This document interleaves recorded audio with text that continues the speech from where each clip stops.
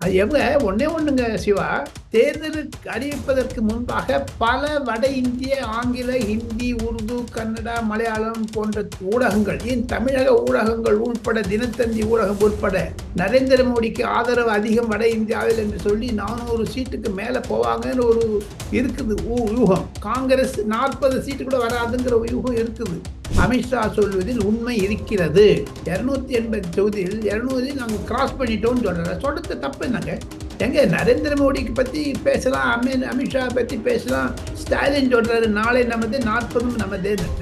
அவர் 40 சொல்லலாம், நரேந்திர மோடி 400 சொல்லக்கூடாதா? கேஜ்ரிவாலுக்கு ஜெயிலேருந்து வந்தவுடனே அவர் பகற்கனவு கண்டு கொண்டிருந்தார். ஜெயிலில் ஏதான ஒரு ட்ரீம் அவருக்கு வருது, டே ட்ரீம்ஸ். அந்த மாதிரி ஒரு கடிச்சு விடுறாரு, புழுகு மூட்டை. அரவிந்த் கெஜ்ரிவால் என்பவர் புழுகு மூட்டை. அதைத்தான் சீரியஸாக எடுத்துக்கொள்ளக்கூடாது சிவா. 2026 திமுக தோல்வி அடையும் என்ற யூகம் காங்கிரசிற்கும், ராகுல் காந்திக்கும், பிரியங்கா காந்திக்கும், சோனியா காந்திக்கும், மல்லிகார்ஜுன் கர்கேக்கும் வந்துவிட்டது. எப்பொழுது உதயநிதி சனாதன தர்மத்தை பற்றி அக்டோபர் 2023 பேசினாரோ அன்றிலிருந்து இப்பதான் நேரு ஞாபகம் வருதுங்களா செல்வ பெருந்தகைக்கு? இது வரைக்கும் ஈக்குவலா ஒரு சந்தா வாங்கிட்டு திமுக அண்ணா அறிவாலயத்திலிருந்து வாங்கிட்டு பணத்தை திமுக காங்கிரஸ் தன்னுடைய பேக்கெட்ல வச்சிருந்தாங்க. அப்பெல்லாம் எது குதிச்சாங்கல்ல திமுக காரங்க. அது என்ன சொல்றாங்க? இந்த விஜய் தரணி சொல்லுகிறார், காங்கிரஸ் ட்ரஸ்ட் என்று சொல்லக்கூடிய சத்தியமூர்த்தி பவன், தேனாம்பேட்டை காங்கிரஸ் கிரவுண்ட்ஸில் ஊழல் நடக்கிறது. 1500 கோடி ரூபாய் சம்பந்தப்பட்ட அந்த ஊழல் விசாரிக்க வேண்டும் என்றெல்லாம். அப்படி பண்ணினாங்கன்னா திமுக என்ன பண்ணும்? காங்கிரஸை கைட்டி விடும். சுருக்கமாக சொல்ல வேண்டும் என்றால், தமிழகத்தில் ஒரு அமைச்சர், 2 அமைச்சர்கள் ஜெயிலுக்கு போவார்கள். மணல் கொள்ளை பற்றி பேசிய பிரதமர் அமைச்சர், மருந்து போதைப் பொருட்களை பற்றி பேசிய பிரதமர் நரேந்திர மோடி கோபமாக இருப்பதனால் ஆட்சிக்கு 3வது முறையாக வந்த பிறகு திமுக மீது தான் அவர் தன்னுடைய தாக்கத்தை காண்பிப்பார்.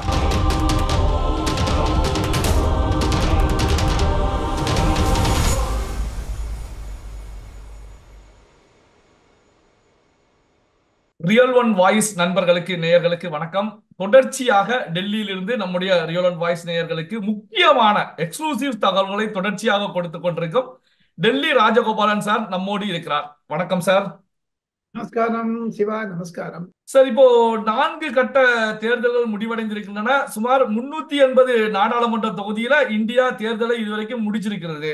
இந்த நிலையில தான் அமித்ஷா அவர்களை பொறுத்த வரைக்கும் 270 தொகுதியில பாரதிய ஜனதா கட்சி வெற்றி பெற்று விட்டது அப்படிங்கிற கருத்துக்களை பதிவு பண்ணாங்க. அதாவது பாரதிய ஜனதா கட்சியுடைய இலக்கு 400ஆக இருந்தாலும் இந்த 4 கட்டங்கள்ல 270 தொகுதியில பாரதிய ஜனதா கட்சி வெற்றி பெற்று விட்டது அப்படிங்கிற கருத்துக்களை முன்வைக்கிறாங்க. இந்த கருத்துக்கள் அமித்ஷா அவர்கள் யூகத்தின் அடிப்படையில தெரிவிக்கிறாங்களா அல்லது உளவுத்துறை போன்ற யூகம்? அவர்கிட்ட இருக்கக்கூடிய ஒரு கருத்து, அதாவது அவர்கிட்ட இருக்கக்கூடிய ஸ்டாட்டிஸ்டிக்ஸ், கருத்து கணிப்புகள் தான் சொல்கிறது. அது ஒண்ணே ஒண்ணுங்க சிவா.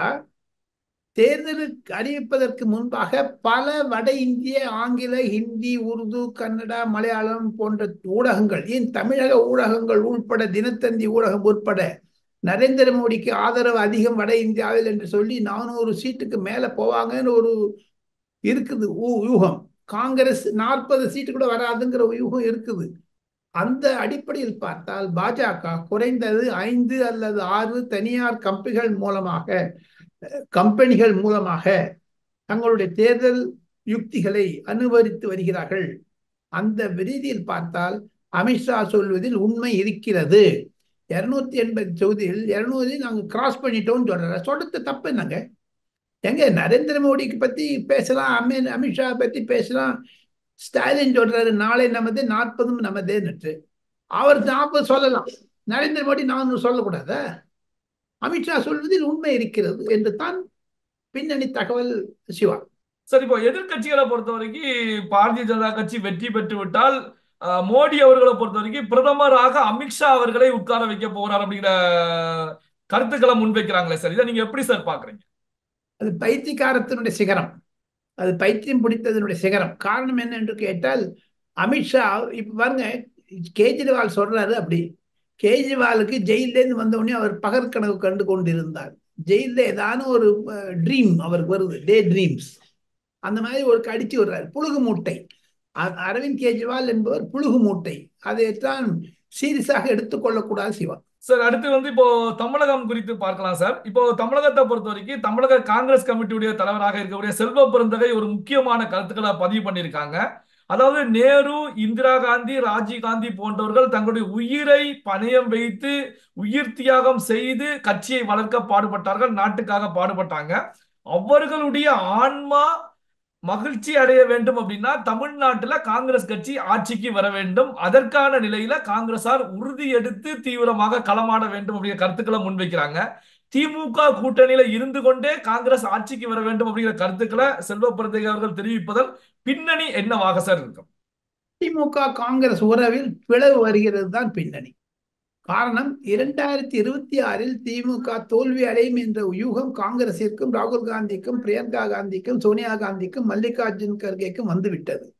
எப்பொழுது உதயநிதி சனாதன தர்மத்தை பற்றி அக்டோபர் 2023 பேசினாரோ அன்றிலிருந்து காங்கிரஸ் விலக ஆரம்பித்து விட்டது. இதே செல்வ பெருந்தகை முதலமைச்சர் மு.க.ஸ்டாலினுக்கு நன்றி தெரிவிப்பதற்காக அண்ணா அறிவாலயம் சென்றாரே 22 ஏப்ரல் மாதம். வெளியே வந்தவுடன் அந்த நிருபர் கூட்டத்தில் பேசியதை நான் அன்றே பார்த்தேன். இன்றும் யூடியூபில் இருக்கிறது, யாருன்னா பார்க்கலாம். மு.க.ஸ்டாலின் வட இந்தியாவில் காங்கிரஸ் பிரச்சாரத்திற்கு செல்வார் என்று சொன்னார்.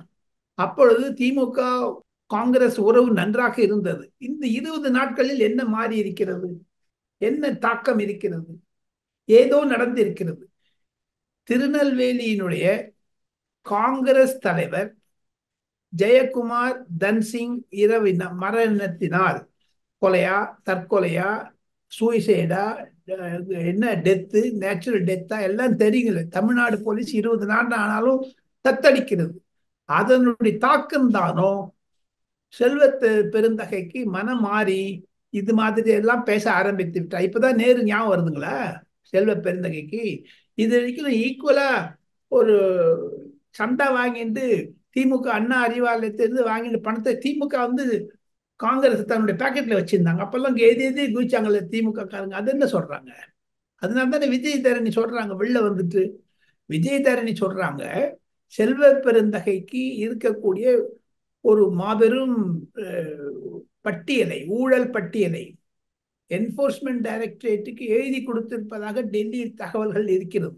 அந்த விஜய் தரணி சொல்லுகிறார், காங்கிரஸ் ட்ரஸ்ட் என்று சொல்லக்கூடிய சத்தியமூர்த்தி பவன், தேனாம்பேட்டை காங்கிரஸ் கிரவுண்ட்ஸில் ஊழல் நடக்கிறது. 1500 கோடி ரூபாய் சம்பந்தப்பட்ட அந்த ஊழல் விசாரிக்க வேண்டும் என்றெல்லாம். அப்படி பண்ணினாங்கன்னா திமுக என்ன பண்ணும்? காங்கிரஸை கைட்டி விட்டுரும்.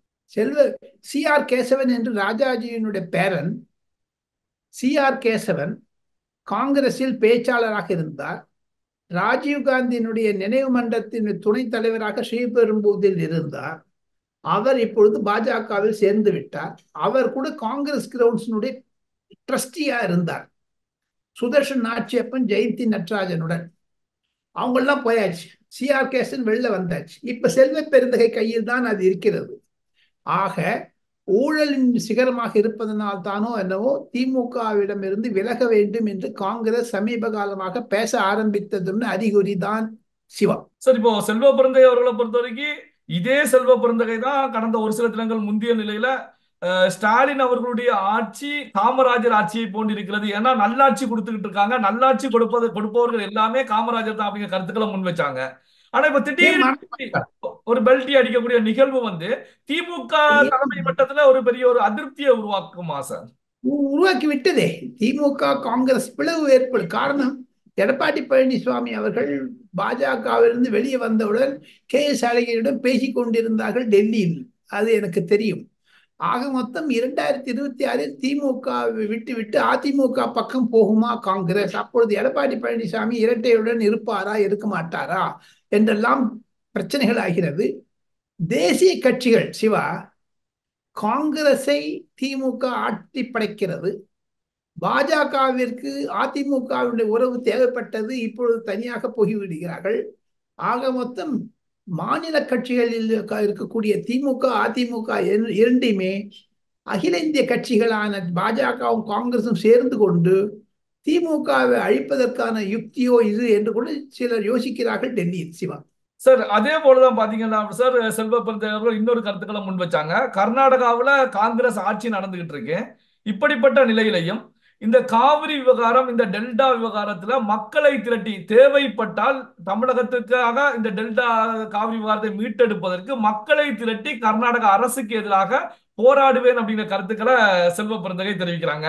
அங்கேயும் காங்கிரஸ் ஆட்சி, இங்கு தெரிவிப்பவரும் தமிழக காங்கிரஸ் கமிட்டி தலைவர். இதை எப்படி சார் பாக்குறீங்க? ஆக செல்வ பெருந்தகையினுடைய மன இன்னல்களை பாராட்ட முடிகிறது. காரணம், அவர் ஏதோ ஒரு குழப்பத்தில் இருக்காங்கன்னு தான் தெரியுது. அவர் மாத்த போறாங்க, வேற ஒண்ணுமே இல்லைங்க சிவா. புது தலைவரை போட்டாங்கன்னா திமுகவோட ஒன்னா விடுவாங்க. திமுக காங்கிரஸ் என்பதை பிரிக்க முடியாத ஒரு சூழ்நிலை. ஆனால் செல்வ பெருந்தகை அதிகமாக பேசுவதனால், உதயநிதியை விட அதிகமாக பேசுவதனால், சனாதன தர்மத்தை பற்றி இல்லை, அரசியல், ஏதோ செல்வ பெருந்தகைக்கு எதிர்வினை வந்ததாகத்தான் அவர் பயப்படுகிறாரோ என்ற ஒரு அச்சம் கூட வருகிறது அந்த ஜெயக்குமாருடைய மரணத்தில். ஏன்னா அப்பாவெல்லாம் கூட போலீஸ் என்கொயரி பண்ண போதுன்னு சொல்றாங்களே, சபாநாயகர் அப்பாவை கூட நான் கேள்விப்பட்டேன். அது உண்மையா என்று தெரியவில்லை. சார், இப்போ செந்தில் பாலாஜி விவகாரத்துக்கு வரலாம். செந்தில் பாலாஜி அவர்களை பொறுத்த வரைக்கும் எப்படியாவது ஜாமீன் வாங்கிவிட வேண்டும் அப்படின்னு சொல்லி நீண்ட முயற்சிகள் மேற்கொண்ட நிலையிலையும் அவருடைய ஜாமீன் மனு நேற்று நிராகரிக்கப்பட்டிருக்கிறது. பாத்தீங்க அப்படின்னா அவருக்கு ஜாமீனை பொறுத்த வரைக்கும் இப்போ கிடைப்பதற்கான காலம் இன்னும் 1.5 மாதங்கள் தள்ளித்தான் கிடைக்கும். காரணம் என்ன அப்படின்னா, மே 18ஆம் தேதியிலிருந்து ஜூலை 7ஆம் தேதி வரைக்கும் கோடை விடுமுறை உச்ச நீதிமன்றத்துக்கு. அப்போ பாத்தீங்கன்னா செந்தில் பாலாஜிக்கு இந்த ஜாமீன் கிடைக்காமல் இன்னும் தள்ளி போய்கிட்டு இருக்குது. இந்த அடிப்படையில் தான் இடியை பொறுத்த வரைக்கும் ஒரு ஸ்கெட்ச் போட்டு ஒரு கேம் ஆடி இதன் மூலமாக அவருடைய ஜாமீனை தள்ளி வச்சிருக்காங்க அப்படிங்கிற கருத்துக்களை முன்வைக்கிறாங்க. இதை நீங்க எப்படி சார் பாக்கலாம்? கருத்து, எப்படி அரவிந்த் கெஜ்ரிவாலுக்கு ஜாமீன் கொடுத்தாங்க சுப்ரீம் கோர்ட்டு? ஏன் திமுக அதே வழக்கறிஞரையோ அதே ஒரு சட்டத்தையோ மேற்கோள் காட்டவில்லை? எப்படி அரவிந்த் கெஜ்ரிவால் வெளியே வரலாம், ஆனால் செந்தில் பாலாஜி உள்ளே இருக்காது? எப்படி அது? திமுக வழக்கறிஞர் பிரிவு அதை பற்றி யோசிக்க வேண்டும். சார், அப்போ திமுக வழக்கறிஞர் பிரிவு அல்ல திமுக தலைமை செந்தில் பாலாஜியை கைவிட்டு விட்டது அப்படின்னு சொல்லி எடுத்துக்கலாமா சார்? அவர் பிரதர் அவருடைய தம்பி கைது செய்யப்படா வரையில் திமுக இது மாதிரி பிரச்சனையில் தான் மாட்டிக்கொண்டு தவிர்க்கும் என்று சொல்லி கடைசி கருத்தாக நான் ஒன்று சொல்லி இந்த ரியல் ஒன் வாய்ஸ் விடைபெற விரும்புகிறேன்.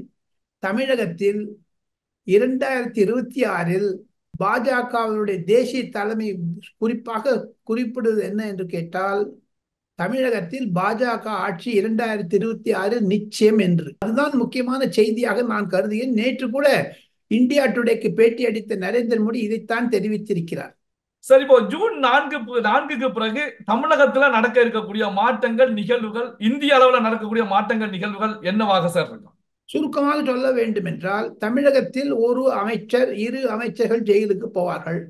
மணல் கொள்ளை பற்றி பேசிய பிரதமர் அமைச்சர், மருந்து போதைப் பொருட்களை பற்றி பேசிய பிரதமர் நரேந்திர மோடி தாக்கமாக இருப்பதனால், கோபமாக இருப்பதனால், ஆட்சிக்கு 3வது முறையாக வந்த பிறகு திமுக மீது தான் அவர் தன்னுடைய தாக்கத்தை காண்பிப்பார்.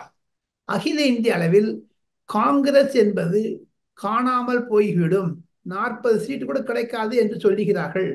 வட இந்தியாவில் காங்கிரசுடைய நிலைமையை பார்த்தால் பரிதாபமான நிலையில் இருப்பதாகத்தான் நான் என்னுடைய 40 ஆண்டுகால அரசியல் நிருபராக இருந்த அதனுடைய காரணத்தால் வர்ணிக்க முடிகிறது. நான் 10வது லோக்சபா நான் பாக்குறேங்க இப்போ சிவா.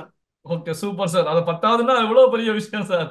அதாவது 10 முறை மத்தியில பிரதமர்களுடைய மாற்றம், செய்திகள், கள நிலவரம், இது போன்ற தகவல்கள் எல்லாமே பார்த்துக்கிட்டு இருக்க நீண்ட அனுபவம். அதையும் தவிர டைம்ஸ் நவ், ரிபப்ளிக், ஆய் தக், இந்தியா டுடே போன்ற தொலைக்காட்சிகளில் ஆலோசகராக இருந்து, இன்று கூட நான் டைம்ஸ் நவ் என்ற ஆங்கில தொலைக்காட்சிக்கு ஆலோசகராக இருப்பதனால் தீவிரமாக சொல்ல முடியும். 3வது முறையாக நரேந்திர மோடி பிரதமர் ஆவார், 400 சீட்டை கண்டிப்பாக பிடிப்பார். அப்பொழுது தமிழகத்தின் மீதுதான் முதல் குறியாக இருக்கும் மோடிக்கு. சார், அதே மாதிரி இப்போ இறுதியாக நீங்க கொடுக்கக்கூடிய அந்த ஒரு ஹாட் நியூஸ், ஒரு நம்முடைய வாசகர்கள் எப்பவுமே நீங்க என்னதான் நீங்க கொடுக்கக்கூடிய தகவல்கள் எல்லாமே ஒரு எக்ஸ்க்ளூசிவ் முக்கியமான தகவல்களாக இருந்தாலும், இந்த இறுதியில ஒரு ஹாட் நியூஸ் எக்ஸ்க்ளூசிவ் அப்படிங்கிறது ஒரு மிகப்பெரிய எதிர்பார்ப்பு. ஹாட் நியூஸ் என்ன என்று கேட்டால், நெல்லை சிவாவுக்கு கூட ஹாட்டாக இருக்கும், சுட சுட இருக்கும். தமிழக சட்டமன்றத்தை திராவிட முன்னேற்ற கழகம் 2025 கலைத்து விட்டு பொது தேர்தலை நோக்கி செல்லுகிறது என்பதுதான் டெல்லியில் உருவாகக்கூடிய latest hot news. Okay sir, பல்வேறு முக்கியமான தகவல்களை நம்முடைய ரியல் வாய்ஸ் நேயர்களோடு பகிர்ந்து கொண்டதற்கு ரொம்ப நன்றி சார். நமஸ்கார் நமஸ்கார்.